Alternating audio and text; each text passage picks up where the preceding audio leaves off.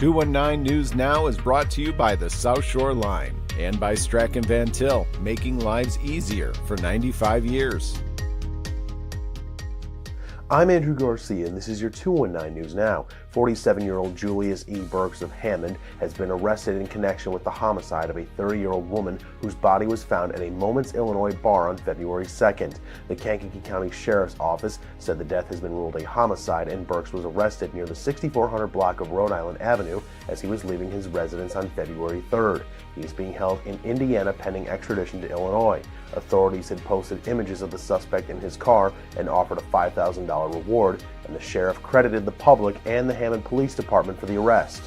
A new Gary homeless shelter funded by the city will replace the Brothers Keeper facility, with construction starting in June 2026 and the first residents expected by October 30th, 2026. The 21st Avenue and Washington Street facility will roughly double capacity from about 50 beds to around 100 and will include dormitories, counseling offices, interview rooms, and multi-purpose spaces.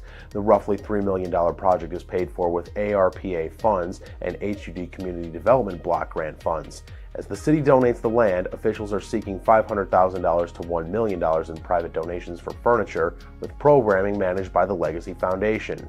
The Northern Indiana Commuter Transportation District plans to add gates, flashing lights, and bells at pedestrian crossings at the Hegewisch station in Illinois to serve as added safeguards after a 2024 accident caused the death of a 22-year-old Dyer resident who crossed the tracks in front of an oncoming train.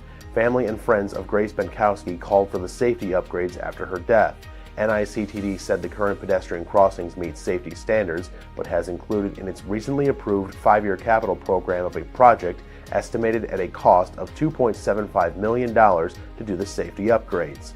And in sports, girls basketball sectionals are officially underway. Up first, we have Valpo taking on Doolin foe Chesterton. Here's a look at the action from that game. The journey to Indianapolis is officially underway. After Valpo and Chesterton combined to go 35-9 this year, someone has to go home after this sectional quarterfinal. Picking things up in the second, Valpo up big and Lillian Barnes wants more. Cadence Clark feeds her over the top. Barnes goes up strong for the bucket. Moments later, Barnes plays catch with Cheyenne Brown. Barnes coming up firing from deep. Down the hatch it goes. Not long after, Barnes gets defensive and picks pockets before taking it all the way back to the cup. 7 straight points for the senior. Valpo takes a 25-8 lead. Chesterton looking to get up off the mat now. Reese Dilbeck finds Layla Bugs Lee. The senior pulls the ripcord on the long ball and hits. Trojans with some life. Chesterton still trying to shift the momentum back in its favor later on. Dilbeck continues to find the right hands, beating Addison Pack on the wing. The sophomore drives and kisses one off the glass. Chesterton continues to dig its way out.